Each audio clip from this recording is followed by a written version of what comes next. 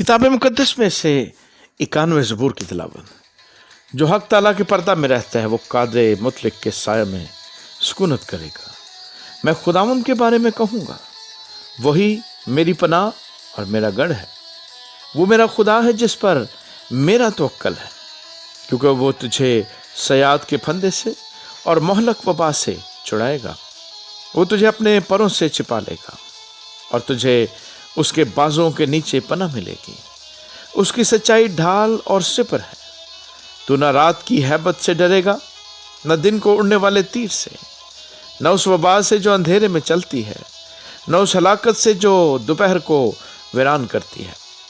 تیرے آس پاس 1000 گر جائیں گے اور تیرے داہنے ہاتھ کی طرف 10,000، لیکن وہ تیرے نزدیک نہ آئے گی۔ لیکن تو اپنی آنکھوں سے نگاہ کرے گا اور شریروں کے انجام کو دیکھے گا۔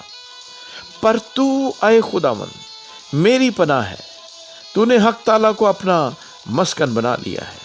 تو اس پر کوئی آفت نہیں آئے گی اور کوئی وبا تیرے خیمے کے نزدیک نہ پہنچے گی، کیونکہ وہ تیری بابت اپنے فرشتوں کو حکم دے گا کہ تیری سب راہوں میں تیری حفاظت کریں۔ وہ تجھے اپنے ہاتھوں پر اٹھا لیں گے، تاکہ ایسا نہ ہو کہ تیرے پاؤں کو پتھر سے ٹھیس لگے۔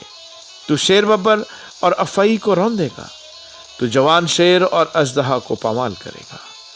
چونکہ اس نے مجھ سے دل لگایا ہے، اس لیے میں اسے چھڑاؤں گا۔ میں اسے سرفراز کروں گا، کیونکہ اس نے میرا نام پہچانا ہے۔ وہ مجھے پکارے گا اور میں اسے جواب دوں گا۔ میں مصیبت میں اس کے ساتھ رہوں گا، میں اسے چھڑاؤں گا اور عزت بخشوں گا۔